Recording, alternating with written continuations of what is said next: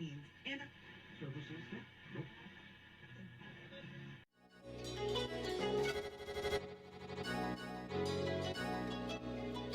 let's go. He wants to jump 1,000 cars. Sir, you have 1,000 cars. I don't think I'd attempt to try this stunt. Or we owe this horsepower to Uncle Sam. Too many cars. Car. Roses would be... Like I put my beer belly on it. If you can't immediately tell somebody how many cars you have. You'll really give those uppity yuppies something to think about. Stay on the bar. Don't go off the bar with your Bronco. 1980 Volvo horns, what's right? Yeah. I want a man's coolant. And he's like, oh, I thought it'd be small. It's for a small car. And I'm like, yeah, but it's still an automatic transmission. They're never going to be light. It's definitely going to have to crash. Starting off with Brad buying another car. That's the West. Internet. You know, is this a Nigerian oil print? I also wish you drove a tan Camry. Anyways, Anyway, that's a horrible, very horrible podcast content. very Talking about a picture. inside joke. It loves to be driven hard.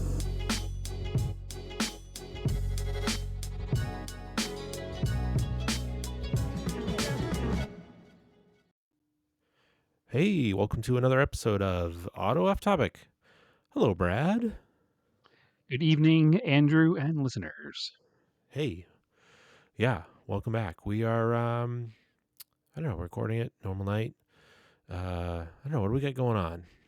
You doing any car stuff? Stuff and things and stuff. That's about it. I guess. I'm not even sure what I got going on.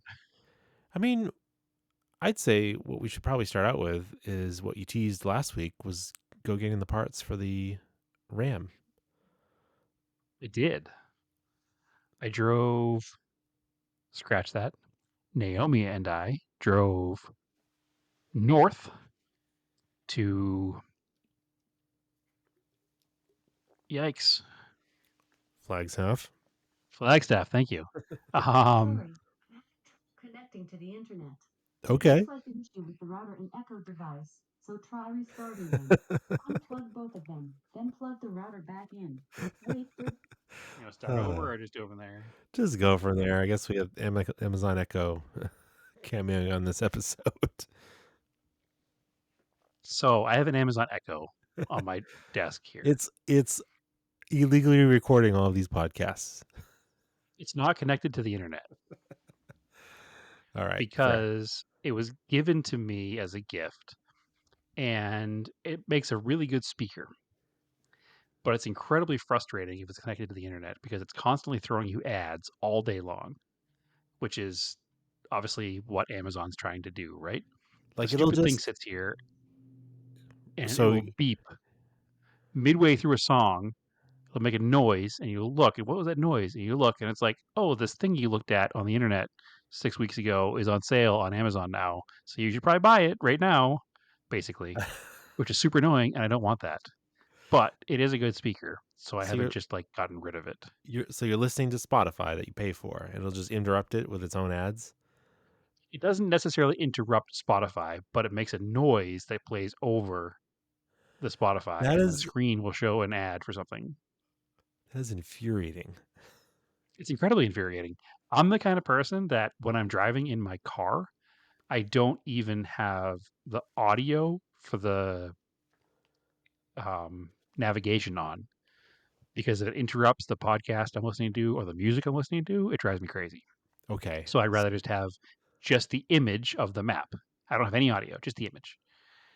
So when this thing here was just sitting on my desk and I'm trying to enjoy music while I'm working and it goes ding, and I look and it's like, these new old man fiber pills are on sale this month. I know you bought these once, so you need them again. And it's like, what? Stop yelling at me. So I disconnected it from the internet because it does make a good Bluetooth speaker. And it's got a face that shows a clock on the front, which is fine. It's probably the wrong thing to use for that because it probably uses more energy than I should, and it's probably dumb and whatever. But it was here. It sounded good. I didn't want to change it. But I don't know what I just said because I did not say the word Alexa out loud, but it thought that I was trying to make it do something, and it couldn't do anything because it's not connected to the internet. But the entire time I've been recording from this desk, at least the past 3 years, that thing has been there, and it's never done that until right now. So Yeah. That's like I've got this while we're on this, I've got this Logitech. Used to be an internet radio on my desk, and I used it as a clock because it has a clock on it. Our buddy Keith had one, the little squeeze box radio they called it, and it Yeah, worked I remember great. You could listen to internet radio stations on it. They shut down the service for it like a year ago, so now I just have this brick on my desk, which is really annoying. Super, like I went to turn it on one day and it was like, nope, doesn't work anymore. And I like Googled it and I was like, oh yeah, they shut down all the servers for these. It's like, god damn it. Should I go back to buying CDs? Life is easier then. Yeah, yeah. So Anyway, yeah, you're on your way to Flagstaff. on my way to Flagstaff, not being annoyed by the echo on my desk. I said what I was going to say about that, but it's gone now, so that's fine. So we go to Flagstaff. Flagstaff is a little over 2 hours. Well, it's about 2 hours to Flagstaff. Where we were going was closer to 2.5. So it's not an around the corner, like go to the junkyard, pick this thing up kind of thing. Anybody who didn't listen last week, this is the yard that our new friends from Nebraska, Eric and Marley, stopped by on their way home to Nebraska from Williams, Arizona, from the from the Route 66 JDM Classic.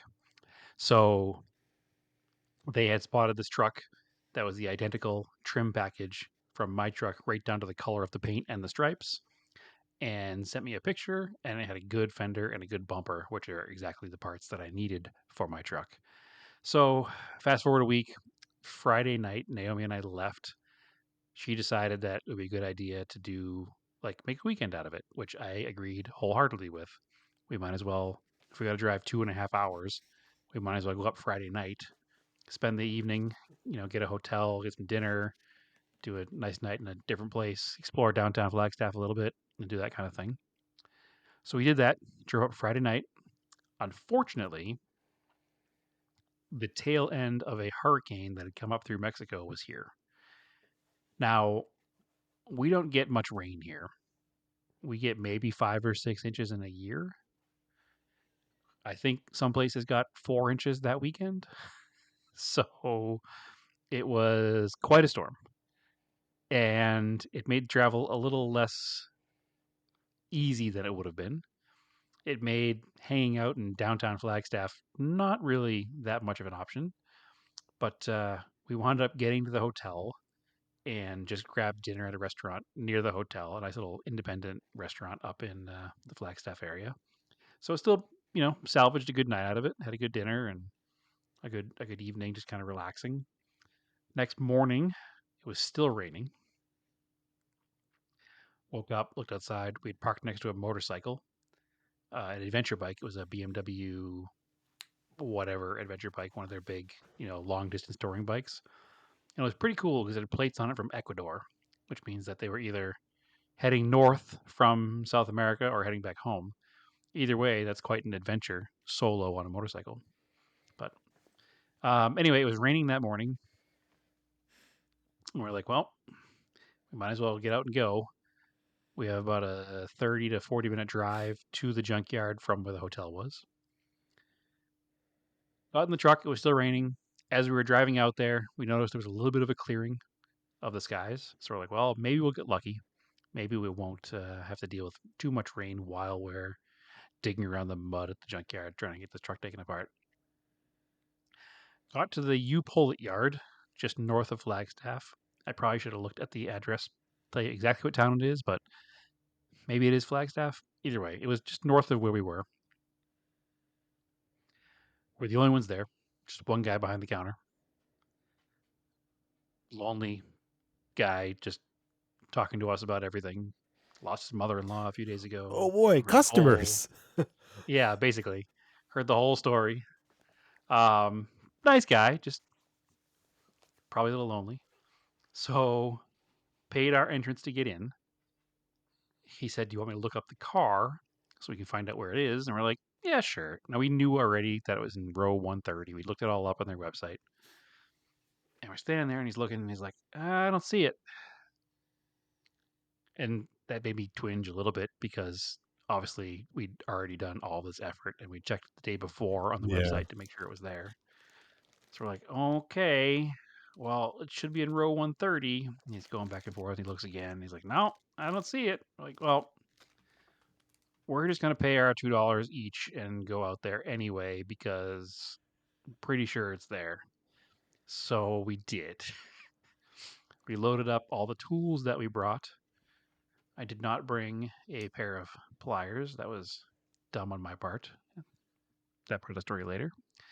But we brought our little blue wagon, put all the tools in it, both donned our coveralls to work in the mud and not get our entire outfits ruined for the day, and headed out.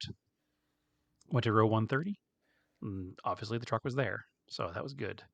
It was in what looked to be the same condition that it was in the week prior when Eric was there and sent me the pictures. Somebody had been through it already.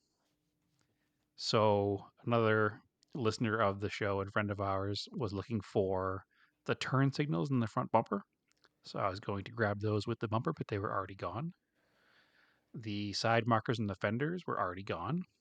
Thankfully, I'd already bought those because I need those too. But I already had a set of those here at the house. Both doors were really smashed, but it looked like they had been hit in the mirrors. So it had those big, like West Coast style mirrors on the doors with big metal bars on them that like a larger pickup truck would have. And it looks like it was like stuffed in between something or pushed on those and it just destroyed both doors. But I didn't need doors. In my brain, I was like, man, if this thing has by some chance a nice interior, I'll grab some interior parts out of it because I'm missing some stuff from mine. The interior actually was not bad. The dash was in better shape than mine, but not good enough to try to take the dash out. Is bucket seats. Mine's a bench seat. Ooh. But the seats are pretty tattered though, so I left the seats. All right. What it did have was the full optional center console, both pieces. Ooh, cool. So there's a piece that goes below the HVAC, which has, I think it's a voltmeter and something else. I forget what the other gauge is. Oh, Maybe low rally pressure. gauge pack. Yep, it's like a rally gauge pack. So I grabbed that and the center console that goes around the shifter and then back to the front seat. The truck is an automatic, so the holes aren't quite right, but the hole for the transfer case is correct. And then where the 5-speed shifter would go is just a flat plate.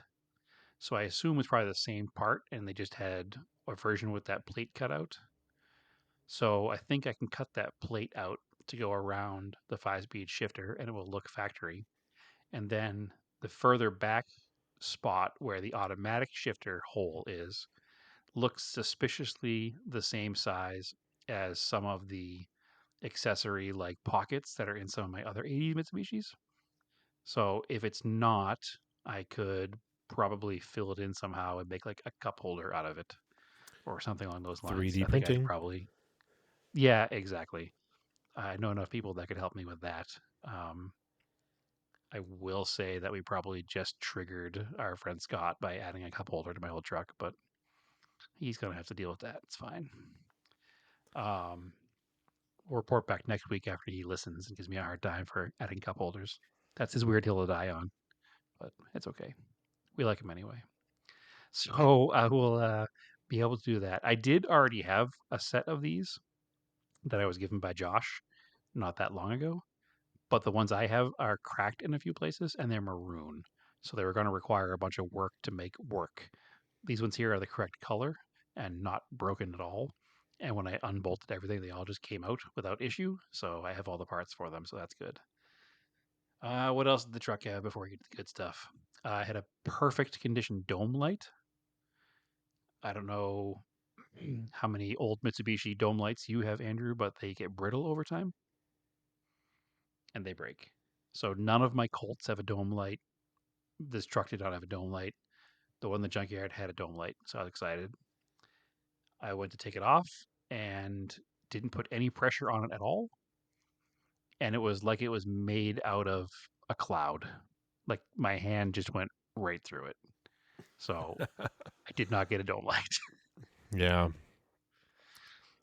It was comical how lightly I touched it and it just disappeared as I touched it. And I was like, oh, Interesting. I guess I evaporated. won't grab that. Yep, just it literally evaporated. It was like water vapor gone. It's like, okay, well, that sucks. Anyway, the steering wheel was not in better shape than mine, which stinks because my steering wheel's pretty beat up. This one's also pretty beat up. I think what I'll wind up doing is taking the tan steering wheel out of the tan interior Starion and running that eventually because it's the right tan and it says Mitsubishi on it. So the door cards, my door cards are pretty beat up. The ones in this truck here were custom made and they were not good looking at all. So they also stayed in the truck. It had what I thought was 2 good taillights on it. We took off it had 1 good taillight on it. And then we found the other taillight next to the truck in the ground. Found that one, picked that one up. I have a crack in my passenger side taillight. We picked up the passenger side one that was in the ground, and it also had a crack in it, so we left that there. The driver's side was still intact, looked pretty good, so I was like, you know what? I'm just going to grab it to have it as a spare. And all of the bolts were out except for one. I was like, that's weird. Whoever took the other taillight out probably tried taking this one.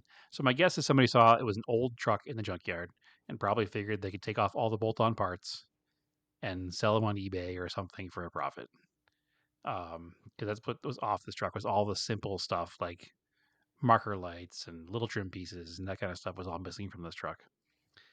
So I went to take the last bolt off of the left taillight. Actually, Naomi did, and she's like, "Well, this bolt is pretty stripped." And I was like, "Well, I brought my JIS, so let's see if we can get this thing off with a JIS." But nope, it was stripped beyond being able to get off with any kind of screwdriver that I had. This is why I'm upset I didn't bring a pair of pliers. I couldn't get anything in there to get it off. I tried to put some tension behind it and then tried to twist it from behind. And as I did that, the taillight cracked. So left that behind, unfortunately. Had the same stripe package. My tailgate has a big dent on it. This tailgate had a dent in the same place. So that stayed. Weird. But Naomi did grab the top right of the tailgate has a sticker on it, like a plastic emblem that says imported for Chrysler by Mitsubishi or something along those lines. Which mine has just the remnants of that sticker. It has just the black glue where it was on the tailgate, but it was still on this truck, so we grabbed that little piece of trim. So I'll add that to my truck to kind of finish mine off a little bit. Let's see. Oh, the truck also had a full set of factory accessory mud flaps with all the mounting hardware. Oh. Which are pretty rad. They say 4x4 on the back ones, and the front ones are plain black. So we managed to grab those, plus all the mounting hardware, all came right off the truck, no problem at all. So I have a set of those now. I grabbed another trim ring, or like center cap retaining ring, same as the Montero ones. They're that like a 6-fingered ring that goes around the hub. There was one of those on the truck still, so I grabbed that. What else did we grab? I think that's basically it until you get to the big stuff. The important stuff, of course, is the left fender, front bumper, and lower valance below the bumper, which all came off the truck without much fuss. Was pretty happy about that. So I now have a straight, undented, correct color white fender with the right stripes. I have not mounted it on the truck yet because I haven't had a chance to go out there, and I know there's going to be a little bit of body work to do on the inner fender underneath the fender to make it work. So it's not going to be a quick, simple slap it on in 10 minutes and walk away. So I just haven't had the time in the past week to go out there and do it. Hopefully get that done maybe this weekend. But I held it up next to the truck and it looks like even the stripes are going to line up. So, I mean, even if they're off a couple millimeters, I'm just going to live with it. But it looks like they might not be. It looks like they might actually line up. Like maybe they used a template when they added the stripes. Because it's my assumption that the stripes were either port or dealer installed. I don't think they would have been installed at the factory. So this is the stripe package is 1986 only. The Spring Special was the name of the truck. And my assumption here, is all the leftover 86s got dressed up because it was the last year of the first generation body style, and 87 was the second gen with the more boxy style to it. So I assume they added these stripes and a couple other doodads here and there to make them more appealing, to move them off the lots. So the chance of the stripes being exactly the same, I thought might be low, but looks like it might line up. So we shall see. But front bumper came off, no issues. Balance came off, no issues. Huge shouts to Naomi because she was down there in the mud with me, helping take all these panels off. We were in and out all these parts stripped off the truck and out the front door, loaded up in our truck in less than an hour. So Nice. worked out pretty well. Yeah. A couple other Mitsubishi things. Anytime you see a Mitsubishi in the junkyard of pre like 1999, you want to grab the coolant expansion tank and the washer fluid tank. Unfortunately, both of them on this car were broken. So they stayed behind. Somebody at some point had already pulled the head off. The intake manifold was there. It had a Weber adapter on it. So at one point, this truck also had a Weber on it. But that was gone. I would have taken that too, of course. But it was, unless it was a Chinese one. But that was gone already. And then as we were walking out of the junkyard on the way back to the front, I spotted the cylinder head on the ground. And I said, oh, I know what that cylinder head's from. That's definitely a G54B 2.6. So it was like 2 cars down on the row, under a car across the row. And it looked in pretty good shape. And thinking back, maybe I should have grabbed that too, but I didn't know the pricing structure of this junkyard. And sometimes grabbing things you don't really need at a junkyard adds a ton of cost that you don't really need to have. But grabbing the 4 mud flaps, the interior trim, the fender, the bumper, the valance, he charged $105. So Whoa, that's not bad. no, super cheap. I expected the fender alone to be 150. Yeah, So that's like kind of throwback pricing. That's pretty good. 100%. I mean, again, this would be the equivalent if you went from your house in the Boston area and went to like, I don't know, maybe like the Lakes region to a junkyard in New Hampshire. It's probably a similar distance, right? And up in the mountains and kind of a little bit off the beaten path, just outside of a touristy area. So it's probably a pretty similar scenario, I would think, to being up that way. Like if there's a junkyard somewhere near like Moulton Borough, New Hampshire, would be the equivalent of us driving to just north of Flagstaff to go to a junkyard. So it's not exactly one that probably gets too frequented. Again, we were only there for an hour. We got there. They opened at 8. We got there probably around 9, out by 10. And there were 2 other cars that had showed up in the meantime. So again, not a super busy place. This is a Saturday morning, but it was a rainy weekend. The rain held off the entire time we were outside. So, I mean, big shout out Mother Nature because that was perfect timing. The yard is actually paved. The pathways are all paved. So like the Interesting. main path between the left and right side of the yard is paved, and then up and down each row is paved. Where the cars are parked, it's dirt. Typical, junkyard mounted up on some steel wheels that are welded together and look incredibly sketchy, but somehow keep cars from falling. There's got to be like some science that was done at some point for that. I don't understand why they don't just always fall down, but they don't. So, but yeah, success. I have all those parts. They're all in the back of the truck in the bed right now, waiting for me to get some free time to throw them on and get it taken care of. So, fingers crossed. We got a pretty busy Saturday coming up, but I think my Sunday is going to be pretty open. So, maybe I can get out there and get that done this Sunday. So, but success. I'll always take that. So, I got breakfast and drove home. A full day was had. Nice. Love going to the junkyard and finding all the little pieces you need for your car. It's very satisfying. Yeah. I wish I knew if you needed stuff for the Eldorado because there wasn't same year as your Eldorado there in the yard. But I didn't know what you needed. No, I actually don't. If, That any, car's all if complete. anything. Yeah. There was a limited number of classics in the yard. A couple of Troopers. I saw one Montero Sport, no full-size Monteros. Mm. I always look up Volvo 240 because I know our friend Jordan is always looking for 240 parts, but they didn't have any 240s in the No yard. DSMs. There were definitely no DSMs. I looked for Eclipse and Talon. Obviously, I looked up for every car I owned: Cressida, Starion, Corolla. They didn't have any Mercor. There wasn't nothing along those lines. So you also got to remember that when you're in a rural place like that, the amount of small, old foreign cars is usually lower. It's usually a lot more American stuff. Like I saw an absolutely, before it went in the junkyard, absolutely mint, like 1990 Cavalier Z24 was in the yard. That's the kind of car I expect to see in a yard like this. But I mean, it's Arizona. The cars in the junkyard are too nice to be in the junkyard. That's just the state here. Yeah, Anyway, yeah, that's what's so success. crazy.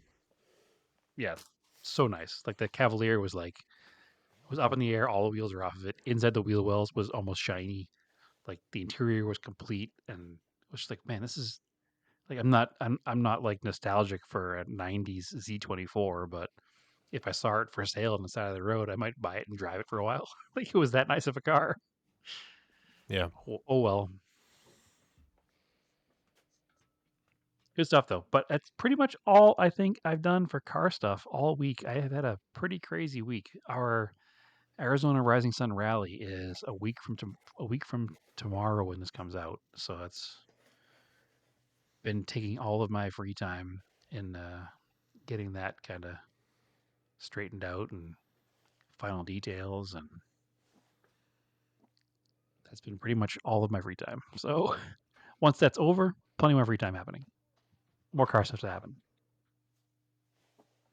What have you done, Andrew? Anything good? Well, I've been waiting a week and a half for an alternator so that my dad and I can start rewiring the Volvo to work on it. The alternator I ordered from Rock Auto specifically because it came with a pulley. And it was for a 75 Alternators almost 240. always come with a pulley. Yeah, and it I mean some of them didn't have pulleys in the listings, and then this one showed up and had no pulley on it. So I was like, cool, that is useless because I don't have a pulley to swap onto it because the alternator I'm replacing is different. Like it's a different size. I don't know what it's off of. It's something European, but the form factor of this 240, the 75 240 alternator, so the 75 240 also had a B20, just the fuel injected version. So you can definitely tell it's smaller and would fit a lot better in the space that's there. So I was like, cool. Now I'm really annoyed. So I was like, what's on eBay?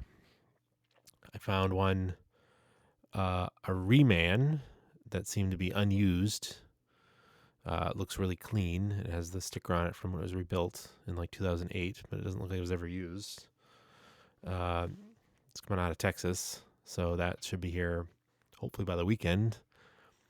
And I can work on it, and we can get some wiring done because I would really like to get that car fired up soon. So it's very, very close.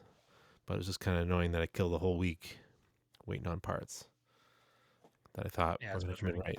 So, and I guess we'll put this alternator in, and if it doesn't work, I'll swap the pulley on it to the one that I got from Rock Auto. At least I'll get my core charge back, but I did have to buy 2 alternators at about the same price. So very frustrating. Hopefully I can return the Rock Auto one. Hopefully I don't need it because right now I'm at $400 in alternators for 2, the pair. I'm sure you can return it. Rock Auto's pretty good with the return. Oh yeah, I can already return it. But what I'm saying is hopefully the one that I get from Texas is going to charge, and I don't need to use the one that I got. Because you're buying a used one. It's a used, but like I said, it doesn't look like it was ever used. It just looks like it was a reman, and the metal's a little dirty from it sitting stuck on a shelf somewhere. Yeah, that's what it looks like. It doesn't look like it was ever used, and that's what they said in the listing. It's just like a spare thing. I don't know. So that's where we're at with that. I'd like to get to it soon. I didn't get to the car meet in Marblehead. It was the last one of the year.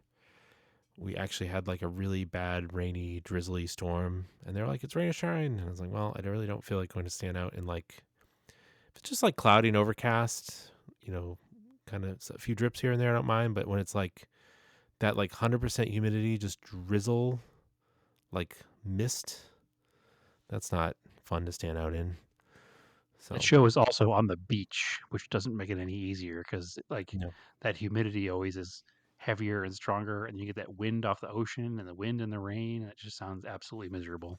It didn't look like there were a lot of cars that made the no, choice to go when I was no, looking at pictures. no, unfortunately. But we had a really good summer there, so hopefully they have it again next year because there's been some issues with car meets lately, I guess. So Well, in Mass here, hold on, in Mass here they had like the other weekend. So we always have to differentiate here. Like takeovers and car culture are not the same thing. Although to normal people, that's what they seem like, even though they are not. Takeovers are like a completely separate, just unhinged behavior thing. But people associate apparently car meets with takeovers. And there was like a couple of really bad takeovers like last weekend or the weekend before that caused destruction and all this other crap that's like completely unnecessary. So now I guess some car meets are having trouble. They're getting extra scrutiny, which sure, I don't know. Even like regular car meets, it's like you don't need to leave and be on the red line like with all your pops and bangs tune, crackle tune leaving. It's not impressing anyone. It's annoying. I know Lars Anderson cracked down a lot on it, and it was a lot better there leaving. There was only a couple of people that did it leaving Japanese Car Day. But I don't know. It was interesting because today I sent you, there was a social media post by Larry Chen. So he hosts these really big meets, like Type S Nights or something. I actually went to one. didn't you go to one? Yeah. I did, but I went to it late because I was out for work. I was working out in LA, and I went to a work dinner with my work friends, and then I left and went there like towards the end of it, and it was like devolved into like chaos, which I, this has been our thing for the last like 2 years, and I apologize that I haven't had time to do an Auto Top Topic specific meetup because we like to keep it small, and like that's the thing. Like, I guess when we were younger, like I remember we went to that like, it was with like Mass Tuning, and there was some other guy whose group like put it on. It was out in like Western Mass. I think we have a couple other listeners that probably went there. It was like 2003, 2004, something. It was this massive meet. Like basically like took over like a strip mall parking lot. Like It must have been 04 because I was there in the Evo. like granted, when we were in like our 20s, like like and at that time, like that was kind of cool. Like that was like really insane organic type of meet. There was no social media. Like that was all through forums that everybody showed up. So I will say maybe at that time, because we did it, that was cool. I don't know, maybe not.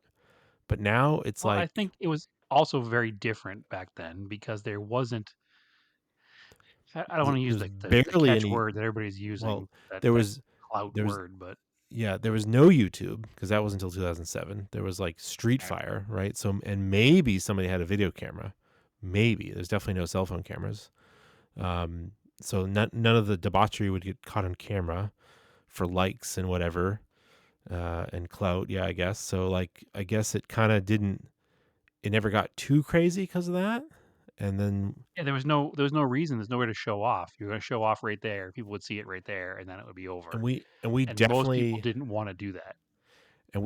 went to some street racing things, underground street racing stuff in our Plus, younger that's been going days. on since cars. Yeah. Like, And that stuff would but get broken up by cops. And yeah, that's because it's street racing. It's illegal, and sure. Um, sure. but But also that wouldn't. what's the whole thing with that is it wasn't wasn't advertised 1,000 either. people and 2,000 spectators. It was, if you know, you know. There's 20 or 30 people, and Go that's it. here, go here on Saturday night at X, between 8 and 11, and you'll get in some street races.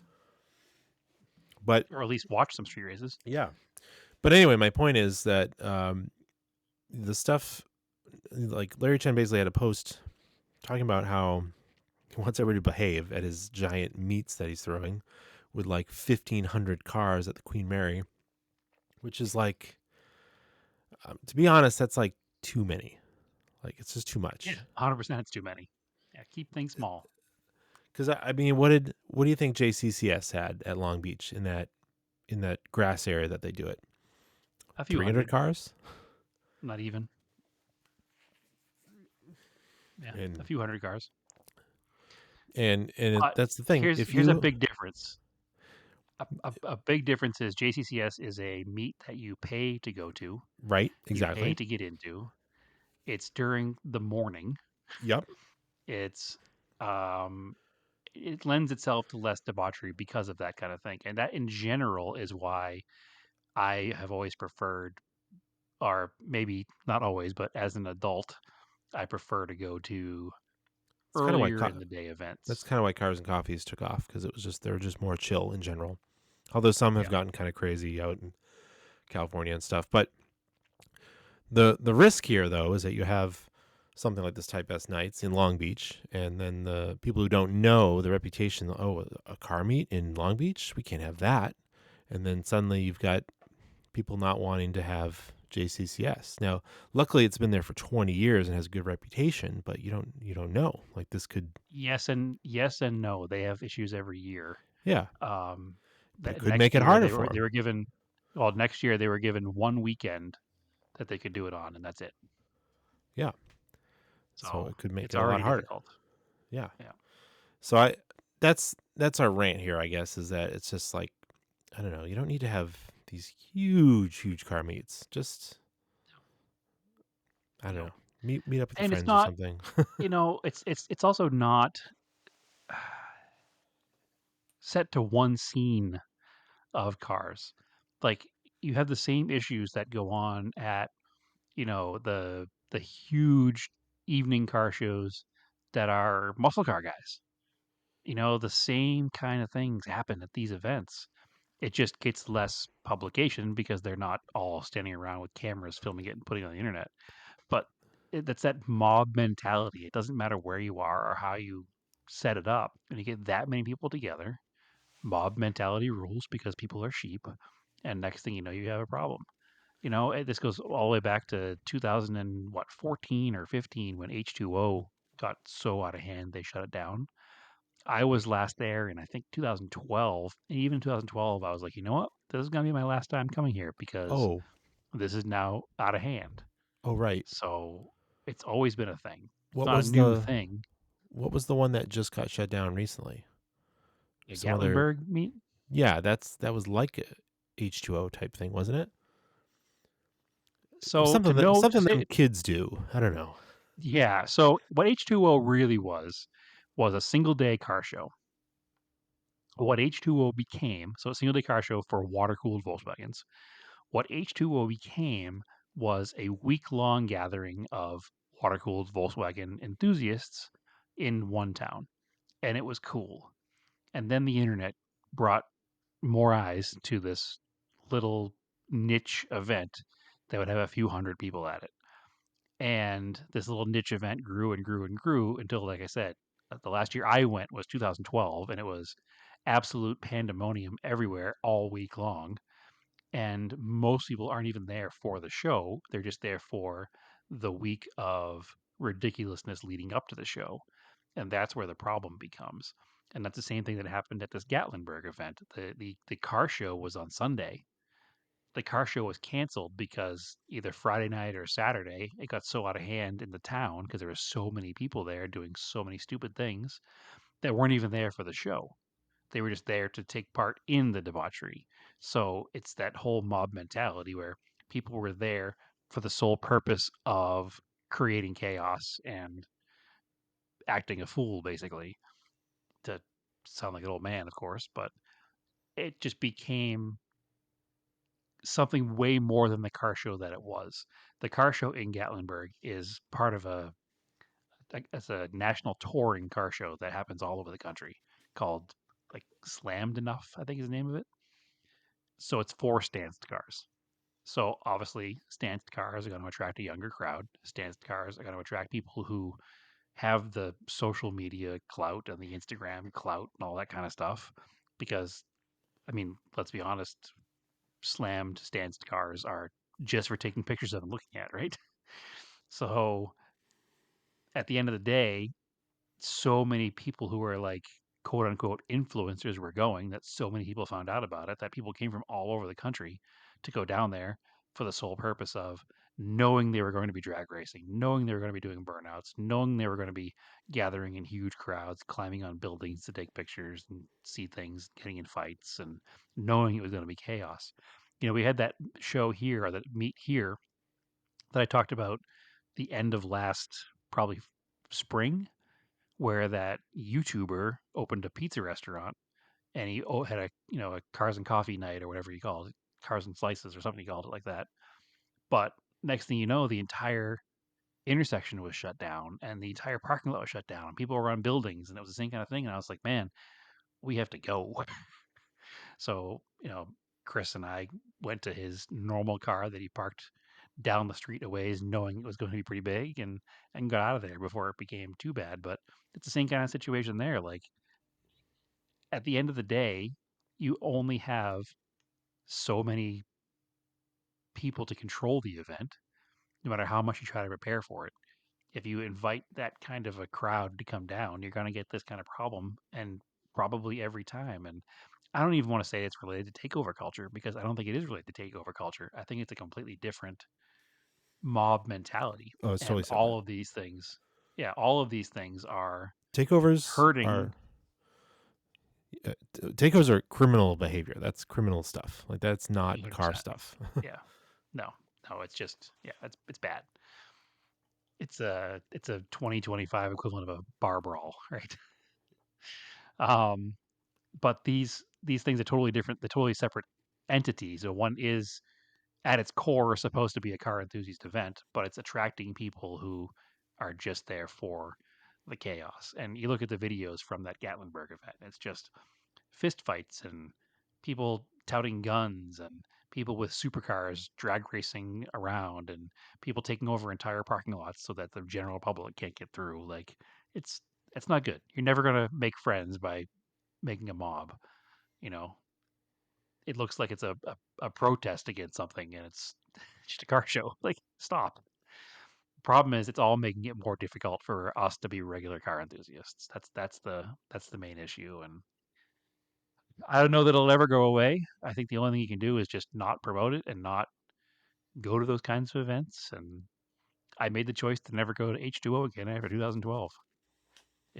I what I saw was not something I wanted to be a part of anymore. So make that choice. Be smart.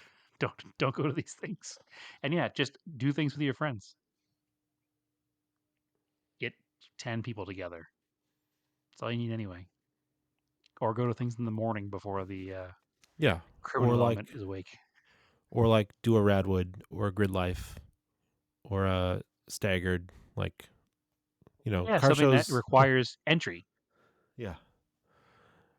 But again, you say that, but that's what Gatlinburg and that's what H2O started as. They were just car shows with a paid entry and paid spectators, and it just devolved because people made it a destination. I think if anything, it's on the organizers to not have the same Yeah, don't let it get out of destination hand. every year, maybe. Or just don't let it But get out of hand like that. it's hard. How do you not? How do you stop that if people want to do that? How do you stop that as the organizer? I don't know. There's like the Volkswagen show that's like up in Vermont, like doesn't devolve into that. That's so far away. Yeah, but they have a lot of cars that go. So Yeah. I Yeah, don't know. I don't know. I don't know what the answer is, but the answer from an enthusiast standpoint is be vocal about it being bad. Tell anybody who participates that it's bad, and just don't be afraid to say it. It's bad. Don't do it. And the young kids are going to call you an old man, and it's fine. That's what we are. I'll allow it. I enjoy leaving a Cars and Coffee and pulling away at like 15 miles an hour while those YouTube teens are trying to film me doing something dumb.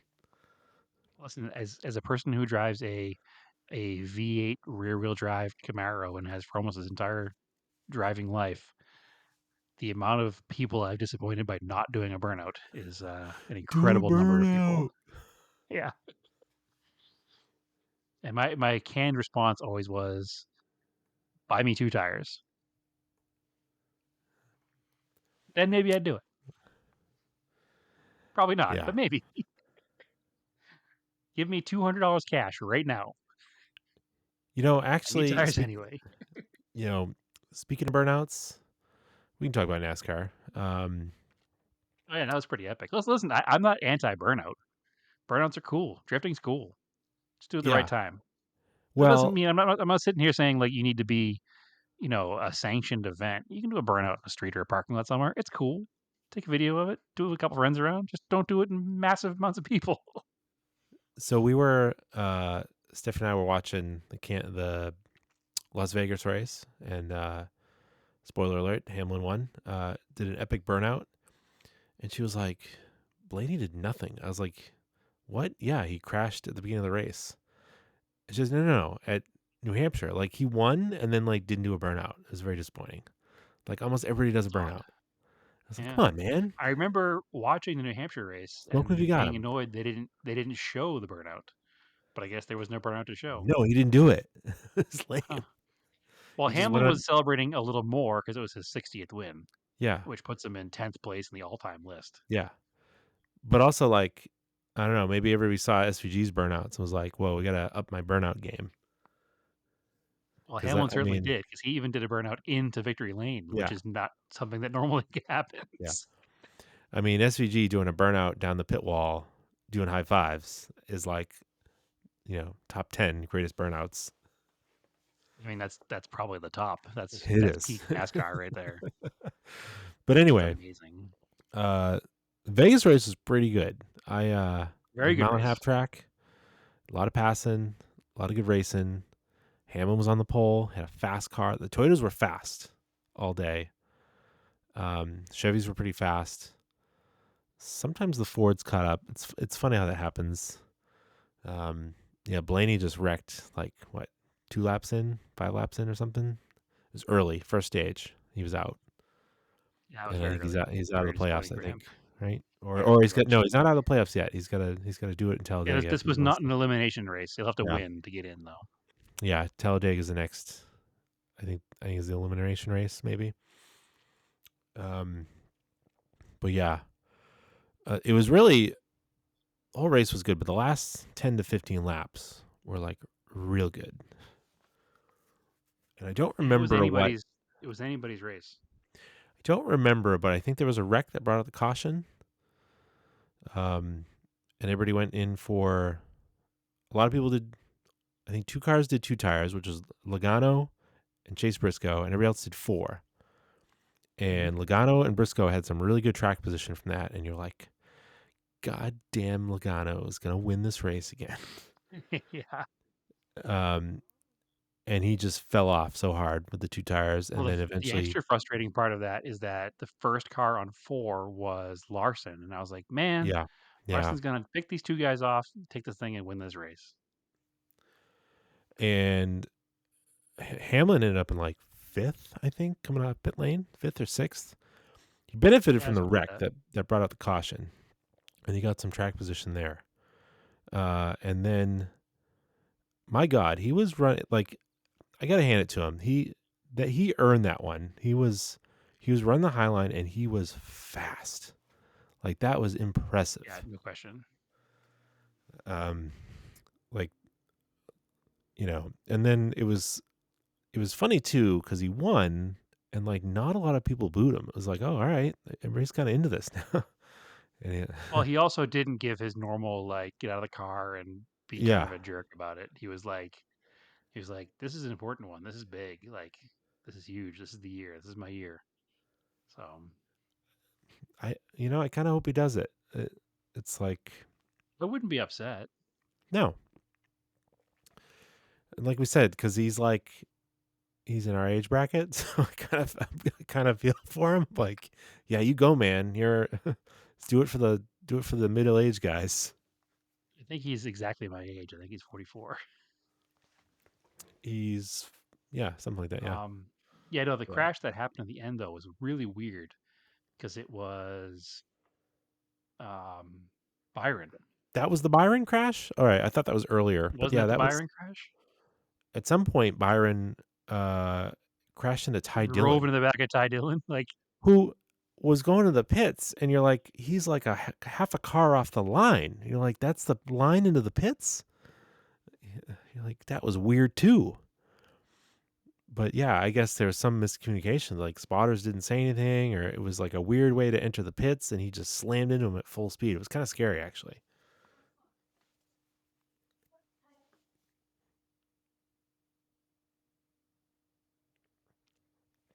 Uh-oh, did I incredibly lose odd. you? Incredibly Oh, odd. For half a second there, I was just going out to grab the charger because my laptop's almost dead, and Naomi okay. saw me running around. I was like, "What are you doing?" So she grabbed me the charger. All right. I thought I lost you. So yeah, Very unprofessional. Very unprofessional episode this week. that was a good race. Can I talk about the NASCAR game that came out? Did you watch Petit Le Mans? I watched the last 2 hours, but I fell asleep. Oh, I was tired. Uh, I didn't watch much of the race. I watched it was a good race. the hour, recap afterwards. It was a good race. I liked going to that race. I want to go again. Endurance race in the U.S. is awesome. Like, Yeah. it's really awesome. And if you compare it to like the access you have at NASCAR, you have so much more at IMSA. Like, if you're into motorsport, if you've gotten into F1 and then maybe you've dabbled in NASCAR a little bit because they're the two big ones, and you're like, oh, I'd like to go to an F1 race, but it's like insanely expensive, go look at an endurance race. There's a ton of racing the whole weekend. There's racing all weekend. The races are fairly long. The tickets are not super expensive, and you have incredible access. Like, you can walk out on the paddock without paying extra, which is really cool before the race. So they'll I do like would a pit lane walk. say that a lot of the pomp and circumstance and crowd is going to be similar at a endurance race to an F1 race Yes. Yep. than to a NASCAR race for Yep. sure. So it's a lot of the same kind of the atmosphere is probably At similar, I would say. But at the Daytona 500 versus the Rolex 24 that year, 2024, we could not at the Daytona walked out without paying a ton of extra money and touch the start finish line. Right. So that was And my you get to favorite. hang out in the infield the whole time, like in the pits, walking around. Like Yep. there's really almost all access, almost. Yeah. We were on top of that garage for a little while in the middle of the night. Yeah. Yeah. Yeah, It on was top cool. of the pit garage, like watching them work on cars and tow them Yep. in and all that kind of stuff. Anyway, Cadillac won Petit Le Mans, so Okay. hats off Yeah. to them. That's good. It wasn't Penske. That's all that matters. Cool. Did Penske win the championship? I think they did, right? I didn't come prepared with this.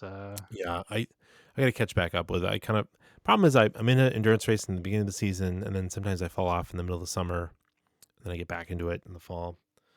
But I think what I did hear during the broadcast though is Wayne Taylor Racing is going to move to a BMW, which is interesting because they went from like Acura, Cadillac, or Cadillac Acura, and now they're going to do BMW.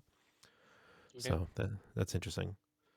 But yeah, the NASCAR 25 game came out, the video game.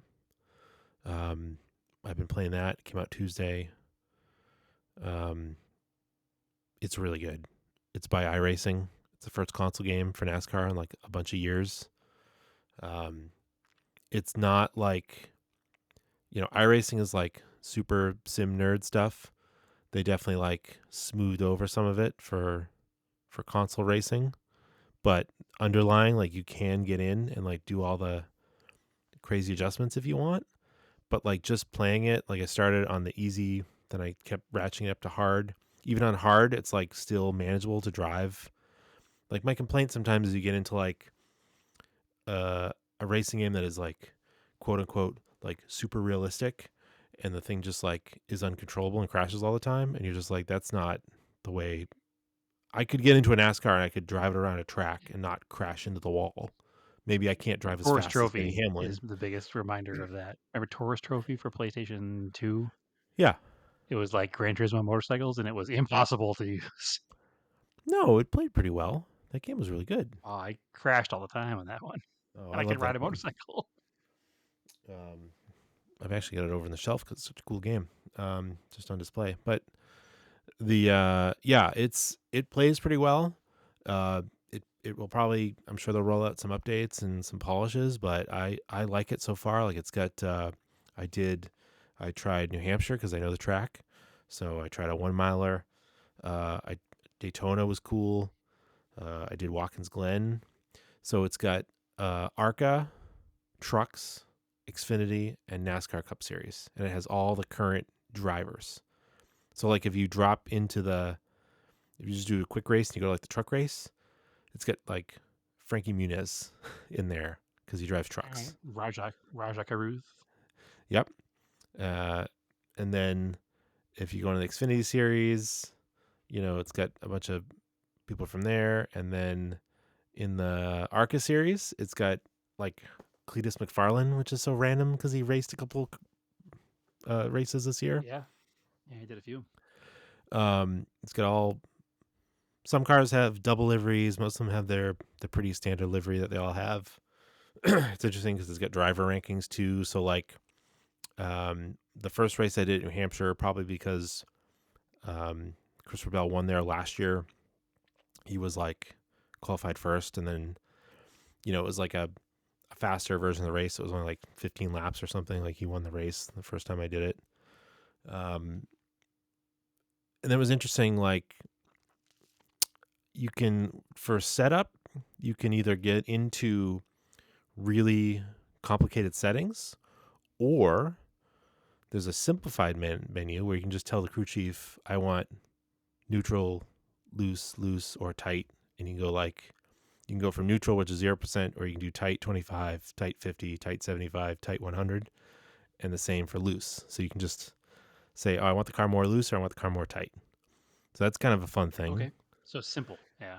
Yeah, and like the cars are like already geared correctly for the tracks, so you're not like totally blown away. You can't adjust the AI. They seem fairly aggressive. I don't know how long the races have to get into to actually do like cautions, because I was only doing like shortened, like accelerated short races. Because I tried to like cause some wrecks and like no cautions came out, so I haven't quite figured that out yet. But I also did Bristol. Bristol was fun. It was interesting because I did Daytona on hard mode. I was able to qualify first, like right off the bat. I was like, oh, that's kind of interesting. And then was kind of, maybe the AI was not set aggressive enough. I was able to stay out front, and then like just for trying it the next race, I tried to like fall back and then good draft and like pass back up. It was kind of cool. So there's probably some tweaking to do with it, but it's a really good game. Like I'm looking forward to playing it over the winter and hopefully playing it with other people without being like it's The hint, nudge, yeah. buy the game, Brad. Yeah, that's the other thing. So like there were cup cars in Forza, modern cup cars. The physics seems a lot better, and it plays really well on the sim rig. And I've got it set up the sequential shifter, which is fun. And then it doesn't have, like Forza by default has like the car locations that pop up on the screen when a car's like next to you. This actually has a spotter, comes on the radio. It'll be up, like car up top, car bottom, you're clear. So That's cool. yeah, it'll be like 3 wide, 4 wide. Yeah, it's cool. So I endorse it. Should definitely try it out. Yeah, I'll probably pick it up. Got to get now that I have the internet fixed, I can probably play some more streaming games like that too. So Mm-hmm. Hopefully that'll help with that because before I couldn't. Yeah, it's got a career mode. I haven't tried it yet. That's probably pretty interesting. But The it was race also is shorter. Obviously, it's not a 3-hour race. I'm not sure how career mode work. I mean, you could probably set it that you can do a 3-hour race if you want, if you're crazy. I'm But not. maybe do a shorter version. I'm sure. That was the other thing too. When you go into the credits, one of the consultants right at the top, they've got Dale Earnhardt Jr. consulted on it. So, and I think they had people like Carson Hovasar and William Byron probably give them feedback because they're big iRacers. So Yeah, Hosevar's a big sim guy. yeah, I know he had early access to the game because he was posting stuff about it before it yeah, came out. yeah. It's kind of interesting. They gave each driver has like power rankings in the game, and of course, William Byron has like top ranking in the game. Like, oh, okay, and he's on the cover too. He's the cover guy. So He was a champion last year, right? yep. No, he wasn't he's the regular season champion this year. Okay. But that was his whole thing. He got started sim racing. That's how he's a NASCAR driver. So, Oh, okay. yep. So who was the champion last year? Was Logano last year? Was Logano last year, right? Regular season last year was Reddick. Okay, but Logano was overall, it was Logano. yeah. That's what I thought. Yep. All right. Excellent. I'll check it out. I'm calling that a cast, a podcast. Cast has been potted. It sure has. All right. As always, follow Auto Off Topic on Instagram. I'm Racing Anger on Instagram. There's also we have Scale Autocast. We're gonna put some more stuff up there. I finally put up pictures of the Hornet Evo. Yeah, it looks pretty good. It's definitely period for that truck. It works really good. That was the whole point. There'll be Yep. a better photo shoot of the car with the truck, I think is the plan. Yeah. Brad, where can they find you? They can find me at those same places except for your personal one. And they can find me at my personal account, which is TSISS350 on Instagram. All right, cool. As always, keep your cars analog and name the roses.